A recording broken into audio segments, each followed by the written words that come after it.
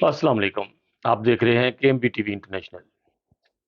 پاکستانی سری لنکا میں 20 سے 25 سال پرانے قیدی جن کو رہا قرار دیا گیا اور شیلٹر پیارے کے ذریعے پاکستانی خیریت پہنچ گئی۔ سب سے اچھی خبر، پاکستان کی بدترین مخلوق دن بدن جماعت احمدیہ کی مخالفت میں گامزن ہے اور تباہی بربادی کے اپنے سبب پیدا کر رہی ہے۔ پاکستان میں آئے دن احمدیوں کی مسجدیں شہید کی جا رہی ہیں، قبرستانوں کو رضا رضا کر کے شیلڈوں کو پھینکا جا رہا ہے، تختیوں میں جو کتبے لگے ہوتے ہیں۔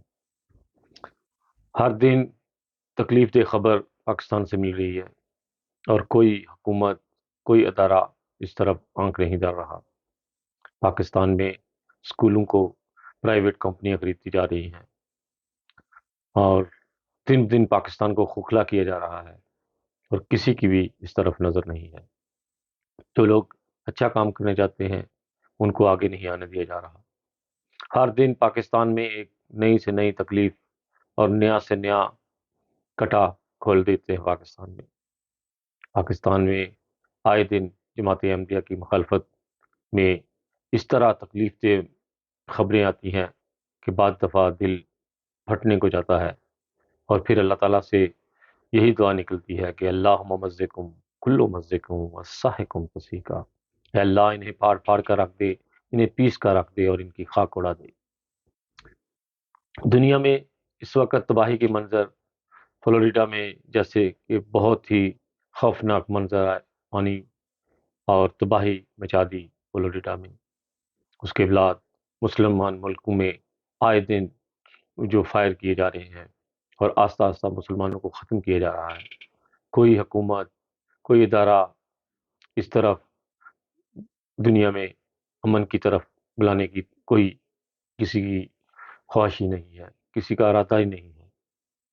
جب مسلمان آپس میں اتحاد نہیں کریں گے تو اسی طرح ہر دن ایک نہ ایک تکلیف دہ منظر آپ کے سامنے ہوگا، اور آپ آئے دن دیکھیں گے کہ آج ہمارے ہمسائے ملک کی باری ہے، کل کو ہماری بھی آ سکتی ہے۔ اس لیے پاکستانیوں سے میری درخواست ہے کہ آپس میں پیار اور اتحاد کو قائم کرنے کی کوشش کریں اور فرقے واریت کو چھوڑیں اور ایک ہو جائیں۔ اگر دنیا میں کچھ اپنا نام کمانا ہے یا اپنی نسلوں کے لیے کچھ چھوڑنا ہے، یہ نہ ہو کہ کل کو آپ کی نسلیں آپ کو لعنتیں دے کر آپ کو یاد کریں۔ بہت ساری ڈیروں دعاؤں کے ساتھ خالد بٹی کو اپنی دعاؤں میں یاد رکھیے گا، اور اگر میرا ہو سکے تو میرا KMBTV جو یوٹیوب چینل ہے اس کو بھی سبسکرائب کر لیجیے گا۔ آپ لوگوں کی بہت زیادہ جو محبتیں ہیں میرے ساتھ ہیں، اسی سے میرا دل جو ہے وہ بڑا ہو جاتا ہے اور مجھے آگے ویڈیو بنانے کا شوق ہوتا ہے۔